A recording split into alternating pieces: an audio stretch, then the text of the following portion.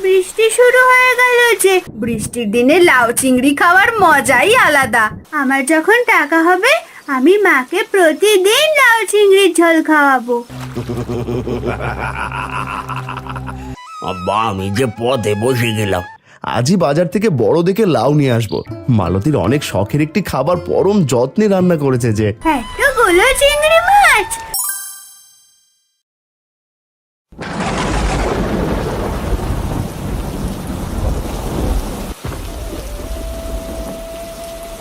সারাদিন মুষলধারে বৃষ্টি পড়েই চলছে, থামার কোনো নাম নিশানা নেই। ছেলেটাও বাইরে গেছে, এখনো ফেরেনি। ঠাকুমা, দেখো বাইরে কত জোরে বৃষ্টি হচ্ছে। আমার বৃষ্টি পড়া দেখতে খুব ভালো লাগে। ওরে পাগলি মেয়ে, গরিব মানুষের জন্য ঝড় বৃষ্টি বড় কষ্টের রে। কেন গো ঠাকুমা? বৃষ্টির জন্য কত মাছ পাওয়া যায় নদীতে, কত রকম ফল মাটিতে পড়ে থাকে। আমার ভীষণ আনন্দ লাগে। কাল দেখবে কত রকম ফল ঝুড়ি ভর্তি করেছি। তাই বুঝি, বড় হলে বুঝবি। এখন ছোট তো, তাই। তোর বাবা এখনো এলো না, বড্ড চিন্তা হচ্ছে। বাবা তো বাজারে গেছে, বাজার করে ঠিক চলে আসবে।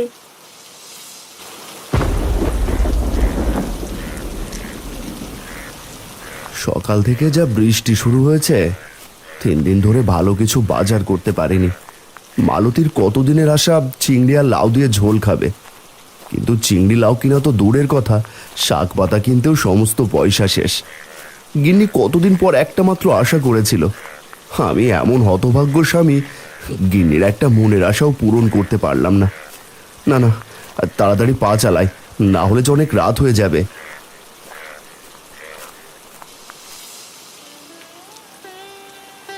মানুষটা সেই বাজারে গেছে, এখনো ফেরার নাম নেই।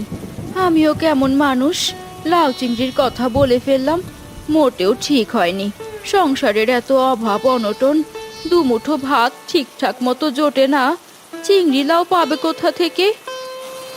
তিন্নিমা, দরজাটা খোল তাড়াতাড়ি, বাইরে যা ঝড়ের দাপট, সবকিছু বাজার যে নষ্ট হয়ে যাবে। বাবা এসেছে, যাই বাবা।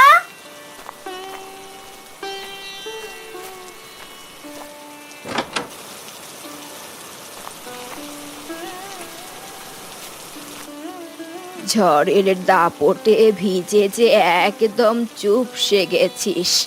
কাপড়গুলো পাল্টে নে বাবা, না হলে যে ঠান্ডা লেগে যাবে। আমাদের ঠান্ডা গরম আছে নাকি? আমরা গরিব মানুষ, ঠান্ডা গরম নিয়ে চিন্তা করলে আমাদের দিন যাবে। বাবা, এই নাও গামছা, তাড়াতাড়ি হাত পা গুলো মুছে নাও।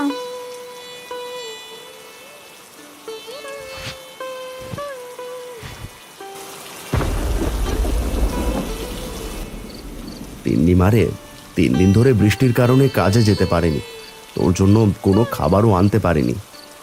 কাল দেখবে বাবা, কত আম জাম লিচু মাঠে পড়ে আছে। আমি ঝুড়ি ভর্তি করে সব কিছু কুড়িয়ে নিয়ে আসবো। বাবা মেয়ে কি এত গল্প করছো? খাবার বেড়ে দিয়েছি, তাড়াতাড়ি খেয়ে নাও, না হলে যে হারিকেনটা নিভে যাবে। হারিকেনের তেলও প্রায় শেষ।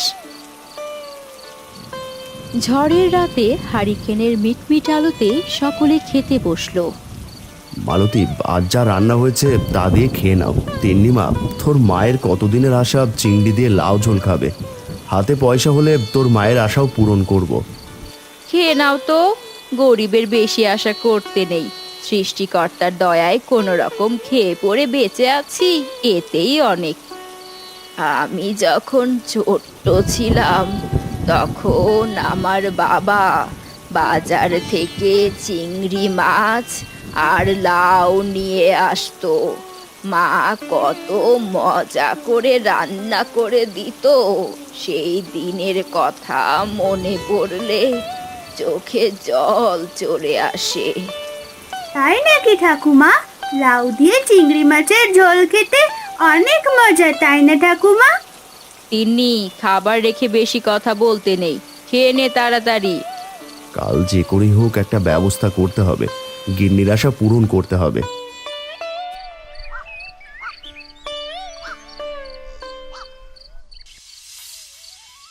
যাক বাবা, আজ আর বৃষ্টি নেই, আজ কাজে বের হতে পারবো। গিন্নি, ওই আমার কাস্তেটা দাও দেখি। দিচ্ছি গো, দিচ্ছি। জমিটাই তো আমাদের একমাত্র আয়ের উৎস, ফসলগুলো দেখে আসি। সারা রাত বৃষ্টি হয়েছে, ফসলগুলো ভালো থাকলে হয়। এই নাও তোমার কাস্তে, দুপুরে খাবার খেতে এসো মনে করে। আর ঠিক আছে, আমি এখন আসি, আর সকাল হয়েছে অনেকক্ষণ। বৌমা, আমি একটু শাক পাতা জোগাড় করতে গেলাম। ঘরে যে ভাত ছাড়া রান্না করার মতো কিছু নেই। যদি কিছু শাক পাতা পাই তাহলে দুপুরের রান্না করো। মা, ও মা, আমি ঠাকুমার সাথে শাক পাতা জোগাড় করতে যাব। আমার শাক পাতা তুলতে খুব ভালো লাগে। মেয়ের কথা শোনো, তুই গিয়ে কি করবি? তোর ঠাকুমা তো যাচ্ছে। যেতে যাচ্ছে তো যাক না, ঘরে বসে থেকেই বা করবে কি? ঠিক আছে বাবা, ঠিক আছে, তাড়াতাড়ি ফিরে আসিস। তিন্নি আর তার ঠাকুমা একটা ঝুড়ি নিয়ে শাক পাতা জোগাড় করতে মাঠের দিকে যেতে লাগলো।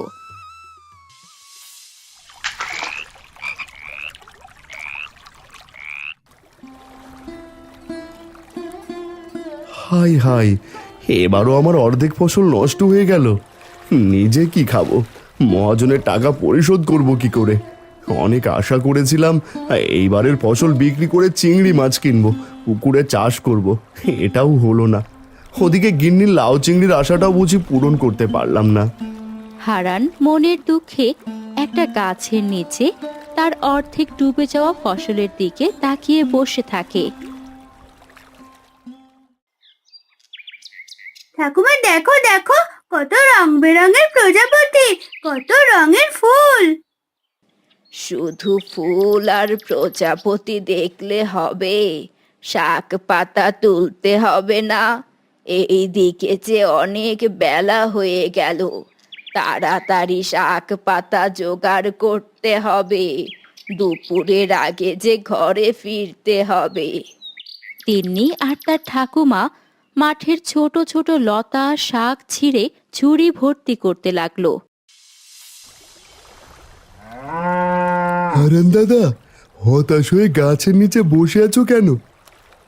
মহেশ রে, আমার সর্বনাশ হয়ে গেছে।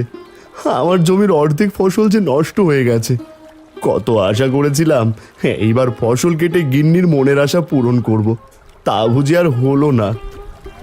এইভাবে বসে না থেকে ঘরে যাও, মন খারাপ করো না দাদা, সৃষ্টিকর্তা সব ঠিক করে দেবেন। আমি বাড়ি যাই গো, একটু রোদ উঠেছিল তাই গরুটাকে গোসল করিয়ে নিয়ে গেলাম।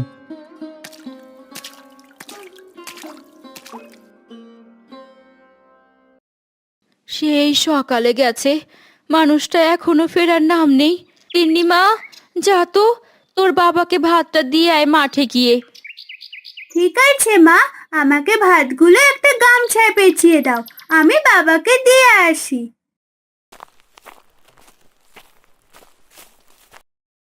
এই নে, আর সাবধানে যাস, তোর বাবাকে তাড়াতাড়ি ঘরে ফিরে আসতে বলিস।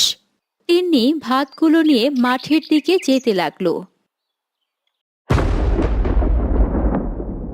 গিন্নি, এই আকাশটা কেমন অন্ধকার হয়ে আসতেছে, এই কিছুক্ষণের মধ্যেই মনে হয় বৃষ্টি শুরু হবে। বৃষ্টি শুরু হলে আমাদের কি? আমাদের ঘরে চাল ডাল সব কিছুই মজুত করা আছে। এখন তো চিংড়ি আর লাউয়ের ঝোল রান্না করতে বসিয়েছি। বৃষ্টির দিনে লাউ চিংড়ি খাওয়ার মজাই আলাদা।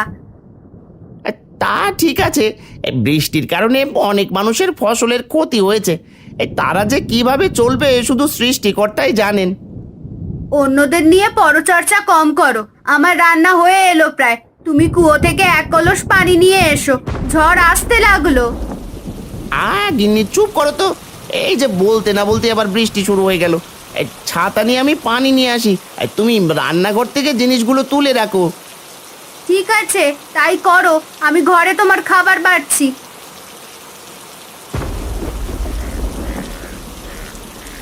এখন কি হবে?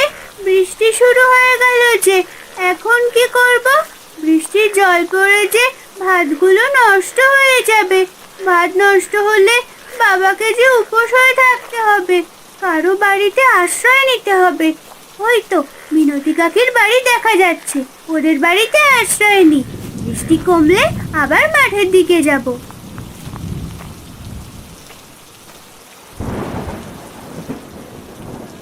হায় হায়, যেভাবে মুষলধারে বৃষ্টি শুরু হলো, তিন্নি আবার বৃষ্টির জলে ভিজে গেল না তো? ছেলেটাও এই অবেলায় মাঠে কি করছে কে জানে। এই বৃষ্টিতে বাপ বেটি ভিজে, শরীরে জ্বর না বাঁধালে হয়। মেয়েটা যেতে পারলো কি না, এই অবেলায় কেন যে পাঠালাম মেয়েটাকে, বড্ড চিন্তা হচ্ছে। এত বাড়ি ছেড়ে বেছে বেছে আমার বাড়িতে কেন রে? কাকি, বাইরে বৃষ্টির কারণে আমি এসেছি। বৃষ্টিতে একটু কমলে আমি চলে যাব। বাবার জন্য মাঠে ভাত নিয়ে যাচ্ছিলাম গো। লাউ চিংড়ির ঘ্রাণ পেয়ে তুই এসেছিস?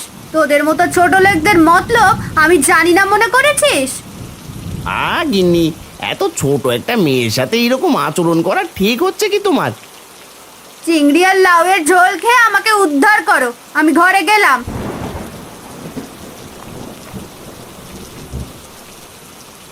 বৃষ্টিতে বের হয়েছিস কেন রে মা?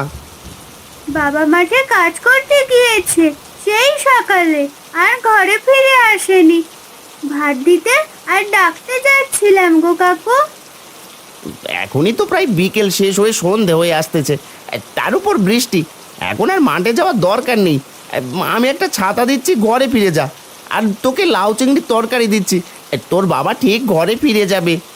ঠিক আছে কাকু। রতন ঘরে গিয়ে তিন্নিকে একটা ছাতা বের করে দিল। তিন্নি ছাতা আর লাউ চিংড়ির তরকারি নিয়ে বাড়ির দিকে রওনা দিল।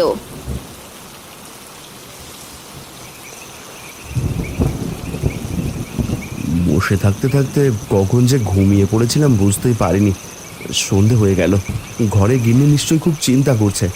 বৃষ্টিরও তো কমার নাম নেই। যাই, ঘরে ফিরে যাই। দেখতে দেখতে দিন শেষ হয়ে রাত নামলো, এখনো বাবা মেয়ের ঘরে ফেরার নাম নেই। কোনো বিপদ হলো না তো? এত চিন্তা করো না বৌমা, ঠিক চলে আসবে। ওই তো ছাতা মাথায় দিয়ে তিন্নি আসছে। কোথায় ছিলি রে মা? এত দেরি হলো কেন? তোর বাবা কই সাথে? বৃষ্টির কারণে আমি মিনতি কাকির বাড়িতে আশ্রয় নিয়েছিলাম। রতন কাকু কত ভালো, আমাকে লাউ চিংড়ির তরকারি দিল। আমি যেন বৃষ্টিতে না ভিজি এই ছাতাটা দিল। তোর বাবা তো এখনো এলো না, মানুষটা সারাদিন কিচ্ছু খায়নি। ওই তো মা, বাবা আসছে বৃষ্টিতে ভিজে। কি গো, এত দেরি হলো কেন? কি হয়েছে? ভিজে তো চুপসে গেছো। গিন্নি, আমাদের সর্বনাশ হয়ে গেছে গো। বৃষ্টির কারণে জমির অর্ধেক ফসল নষ্ট হয়ে গেছে। খোকা, তুই এত ভেঙে পড়িস না। সৃষ্টিকর্তার উপর ভরসা রাখ, ঠিক আমাদের সুদিন আসবে। তুমি সারাদিন কিচ্ছু খাওনি, আমি খাবার বেড়ে রেখেছি, সকলে খেতে আসো।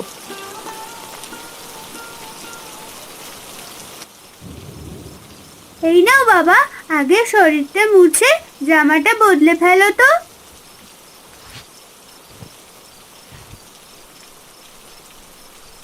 ঘরে যে বাজার সদাই কিছুই নেই।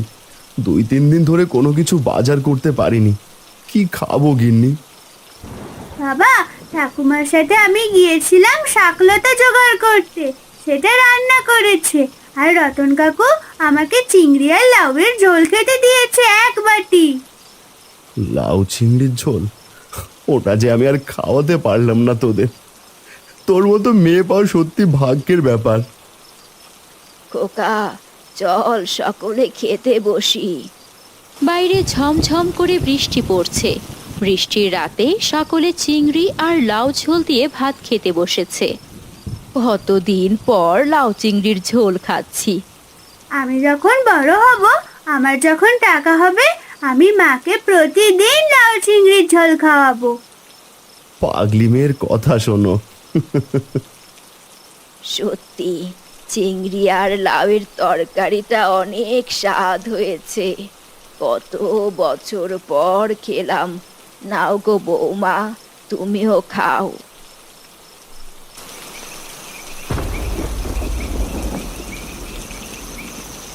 ভাই হাই, এ কি ভুল করলাম! এত রাতে চিংড়ি মাছের পোড়া নিয়ে যাই কোথায়? তার উপরে আবার ঝমঝম করে বৃষ্টি হচ্ছে। জানি না কি আছে কপালে। বড় আশা নিয়ে ঘর থেকে বের হয়েছিলাম। চিংড়ি মাছের পোনাগুলো পুকুরের জলে জাল দিয়ে আটকে না রাখতে পারলে যে মরে যাবে। এইদিকে রাস্তাঘাট তো আমি কিছুই চিনি না। ওই তো সামনে একটা বাড়ি দেখা যাচ্ছে, যাই গিয়ে দেখি।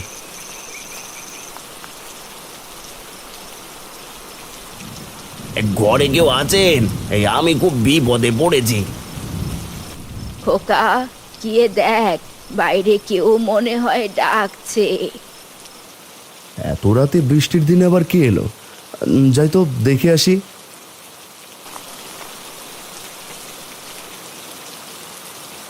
কে তুমি দাদা, এত রাত্রে? দাদা, বড় বিপদে পড়েছি। আমি একজন মাছ বিক্রেতা। আর চিংড়ি মাছের পোনা নিয়ে এসেছিলাম সেই পলাশপুর গ্রাম থেকে। আর চিংড়ি মাছের পোনাগুলো পুকুরে জাল দিয়ে আটকে না রাখতে পারলে যে মরে যাবে। এত রাতে কোথায় যাব, কি করব, কিছুই বুঝতে পারছি না।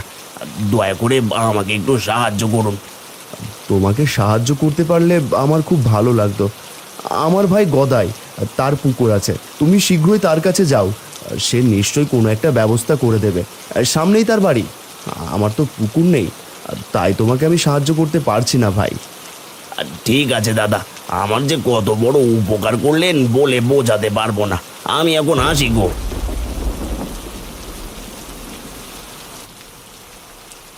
বাবা, লাবণীদের তো পুকুর আছে। লাবণী প্রতিদিন খাবার নিয়ে যায়, মাছগুলোকে খাবার দেয়। আমাদের একটা যদি পুকুর থাকতো, তাহলে কত মজা হতো। তাই তো, তুই একেবারে ঠিক কথা বলেছিস তিন্নিমা। ফসল নষ্ট হয়েছে তো কি হয়েছে, এইবার আমি চিংড়ি চাষ করব কষ্ট করে। কালকে আমি মহাজনের কাছে যাব। ঘরে কেউ আছেন? দয়া করে একটু বাইরে আসুন, বড় বিপদে পড়েছি। কে কে তুমি? এত রাতে আমার বাড়িতে কি মতলবে? আমি একজন পোনা মাছ বিক্রেতা। আমার মাছগুলো কিনে নিলে বড় উপকার হয়। এত রাতে পোনা মাছ বিক্রি করতেই প্রথম দেখলাম। আমার কাছে এখন টাকা নেই, টাকা পরে দেবো। তুমি চিংড়ি মাছগুলো সামনে যে পুকুরটা আছে সেটাতে ছেড়ে দিয়ে এসো। তোমার মাছ যদি আমরা না ক্রয় করি, তাহলে তো সমস্ত মাছ মরে যাবে। বাকিতে যদি দাও তাহলে দিয়ে যাও, না হলে মানে মানে এখান থেকে কেটে পড়ো তো বাপু। ঠিক আছে, আমি পুকুরে ছেড়ে দিচ্ছি, আপনারা পরে টাকা দিয়েন। ঝড় বৃষ্টির রাতে পোনা মাছওয়ালা কোনো উপায় না পেয়ে বাকিতে সমস্ত মাছের পোনা পুকুরে ছেড়ে দিল।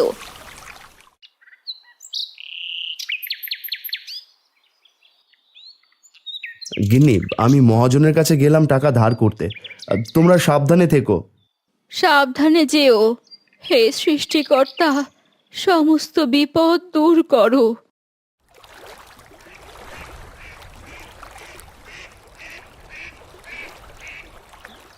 কবে যে পোনা মাছের টাকা দেবে জানি না। অনেক আশা নিয়ে এসেছিলাম, কি আর করার, ভাগ্যটাই আমার খারাপ। আরে দাদা, তোমার মাছ বিক্রি হয়েছে? গদার কাছে মাছ বিক্রি করেছো? মাছ তো নিয়েছে, কিন্তু টাকা বলে পরে দেবে। এই নিয়ে তুমি চিন্তা করো না। আমার জন্য তুমি চিংড়ি মাছের পোনা নিয়ে এসো, আমিও চিংড়ি চাষ করব। ঠিক আছে দাদা, আমি 2-1 দিনের ভেতরেই চলে আসবো। অন্যদিকে হারান মহাজনের কাছ থেকে টাকা কর্জ করে চিংড়ি চাষ শুরু করে। এভাবে অনেক দিন কেটে যায়। তিনি প্রতিদিন মাছের খাবার নিয়ে যায়, পুকুরের পাশে বসে সময় কাটায়। কি মজা কি মজা! চিংড়ি মাছগুলো খাবার পেয়ে কেমন লাফালাফি করছে। দেখতে দেখতে চিংড়ি মাছগুলো কেমন বড় হয়ে যাচ্ছে। তিন্নি, কি করিস রে পুকুরে বসে? দেখো না ঠাকুমা, চিংড়িগুলো কত বড় হয়ে গেল কিছুদিনে। আর একটু বড় হলে তোকে লাউ চিংড়ির ঝোল রেঁধে দেব। তাহলে তো খুব মজা হবে। এখন খেতে চল, তোর মা খাবার নিয়ে বসে আছে। চলো ঠাকুমা। তোমার ভাইয়ের কাণ্ড দেখেছো? ঘরে নেই খাবার, মহাজনের কাছ থেকে টাকা কর্জ করে চিংড়ি চাষ শুরু করেছে। তা বেশ করুক, আমাদের কাছে তো চাইতে আসেনি। আমাদের পুকুরে তো অনেক চিংড়ি মাছ, বাকির কথা বলে বেটার কাছ থেকে হাতিয়ে নিলাম। তুমি বুঝতে পারছো না কেন? তোমার ভাই যদি কম দামে চিংড়ি বিক্রি করে, আমাদের কাছ থেকে কেউ চিংড়ি কিনবে না। কি করতে চাও তুমি? আমার মাথায় একটা বুদ্ধি এসেছে।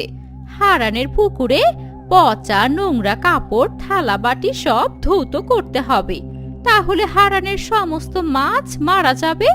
এদিকে আমরা চড়া দামে চিংড়ি মাছ বিক্রি করতে পারবো। কিছুদিন পর পর যে তোমার মাথার কুবুদ্ধিটা কে ঢেলে দেয় বুঝি না বাপু। ঠিক আছে, আর তাই করো, যদি তাতে আমাদের ভালো হয়।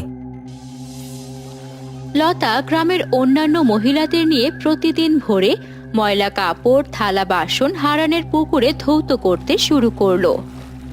কাকি, আমাদের পুকুরে এত নোংরা ফেললে যে মাছগুলো মরে যাবে। গ্রামে তো আরো অনেক পুকুর আছে, ওখানে গিয়ে থালা বাসন মাজলেই তো হয়। মেয়ের কথা শোনো, আমি আবার কবে তোদের পুকুরে ময়লা ফেললাম? আমি তো শুধু একটু কাপড় পরিষ্কার করি। তোমরা ভোরে যে আমাদের পুকুরে ময়লা কাপড় থালা বাসন মাজো, আমি বাবাকে বলে দেব। পুচকে মেয়ের আবার কথা শোনো বলিস? দেখি তোর বাবা আমাদের কি করতে পারে।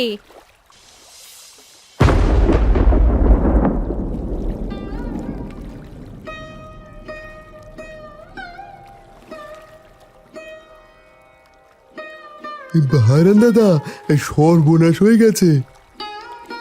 কি হয়েছে রে মহেশ? তোমার পুকুরে সব মাছ মারা গেছে, তুমি খেয়াল করোনি? আমি আসার সময় লক্ষ্য করলাম অনেক চিংড়ি মরে ভেসে আছে। বলিস কি মহেশ?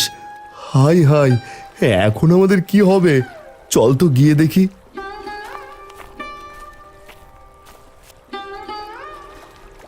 হাই হাই, এ কি সর্বনাশ হলো আমার!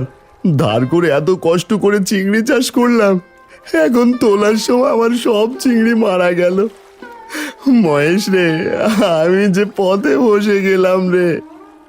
খোকা, এত ভেঙে পড়িস না, সব ঠিক হয়ে যাবে।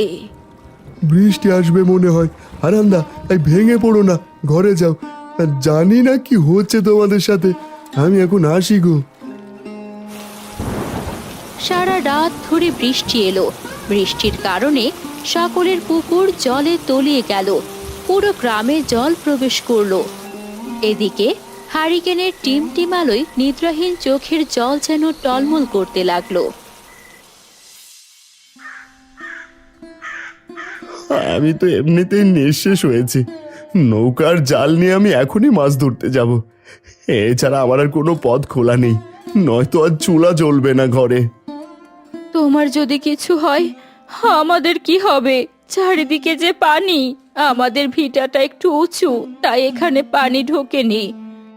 বাবা, আমিও তোমার সাথে যাব। তুই পানিতে পড়ে যাবি রে দিদি ভাই। বাবা আমায় ধরে রাখবে, আমি যাব মা, বলো না। আচ্ছা যা, এই যে মেয়েকে সাবধানে রেখো, বানের স্রোত কিন্তু অনেক।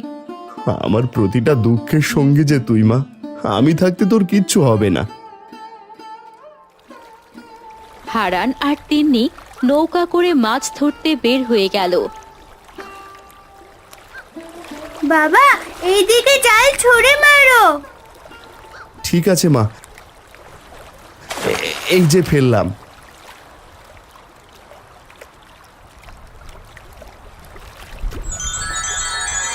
জালে কত চিংড়ি মাছ গো বাবা! এই চিংড়ি মাছ বিক্রি করলে তো আমাদের সমস্ত দুঃখ দূর হয়ে যাবে। হাঁড়িতে ভালোভাবে রেখে দে মা, দেখিস আবার পড়ে না যেন। হারান তিন্নির হাতে হাঁড়িটা দিতেই তিন্নির হাত থেকে হাঁড়িটা উল্টে পানিতে পড়ে গেল। এ কি করলি মা, সব যে জলে ফেলে দিলি। বাবা, আমি ঠিক মতো ধরতে পারিনি গো। এখন কি হবে? কতগুলো মাছ সহ আমাদের হাঁড়িতে পড়ে গেল। থাক মা, কাঁদিস না, আমি আবার জাল ফেলছি।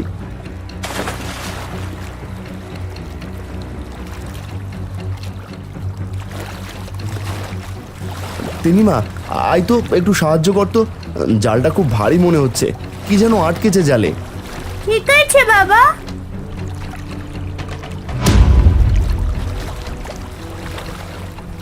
এ কি রে, এ যে একটা কলস মুখ বন্ধ করা, দেখি তো খুলে কি আছে।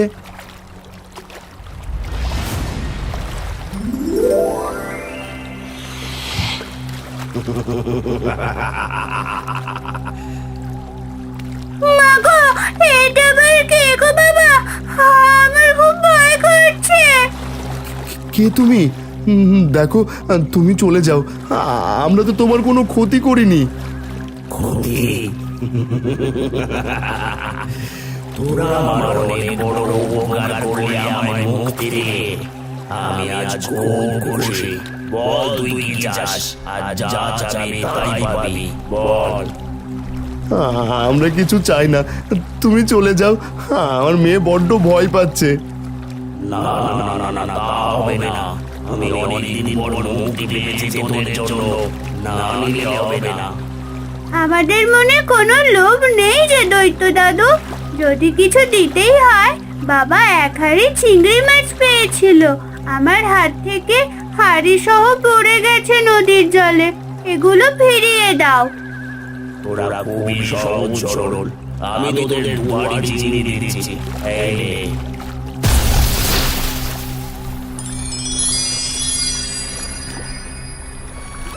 এতগুলো চিংড়ি মাছ! আমি কখনোই এতগুলো চিংড়ি মাছ একসাথে দেখিনি। তোদের কথা আমার মনে থাকবে। আজ আবারও প্রমাণ করলি ভালো মানুষরা কখনো ঠকে না। আমি চলি রে। মা তিন্নি, তোর সরলতার কারণে আজ অনেকগুলো চিংড়ি মাছ পেলাম আমরা। চল চল, এবার বাড়ির দিকে যাওয়া যাক।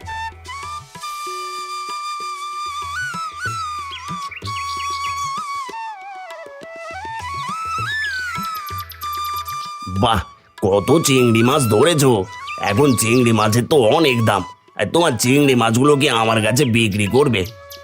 তোমার যত খুশি চিংড়ি মাছ ক্রয় করতে পারো। তুমি একদিন কম দামে আমার চিংড়ির পোনা দিয়ে অনেক উপকার করেছিলে। আমার মনে আছে গো, এদিকে অনেক বড় চিংড়ি। বিলে এত বড় চিংড়ি মাছ পাওয়া যায়, বিশ্বাস হচ্ছে না। এক হাঁড়ি দাও, আর এই নাও টাকা। হারান চিংড়ি মাছ বিক্রি করে অনেক টাকা পেল আর খুশি মনে বাড়ি যেতে লাগলো। গিন্নি, আর কোনো অভাব রইলো না আমাদের। আজই বাজার থেকে বড় দেখে লাউ নিয়ে আসবো, তোমার স্বাদের তরকারি লাউ চিংড়ির ঝোল করবে আজ। হায় হায়, এত মাছ এত টাকা কিভাবে হলো গো? ভালো মানুষের অভাব খুবই ক্ষণস্থায়ী। ঘরে চলো গিন্নি, ওসব কথা পরে হবে। হায় হায় হায়, এ কি সর্বনাশ হয়ে গেল! সমস্ত চিংড়ি মাছ যে জলে ভেসে গেল গো। আব্বা, আমি যে পথে বসে গেলাম, না পেলাম চিংড়ি আর লাউ ঝোল খেতে, না পারলাম ধনী হতে। ঠিক বলেছ গো, অন্যের জন্য গর্ত খুঁড়লে সে নিজেই গর্তে পড়তে হয়।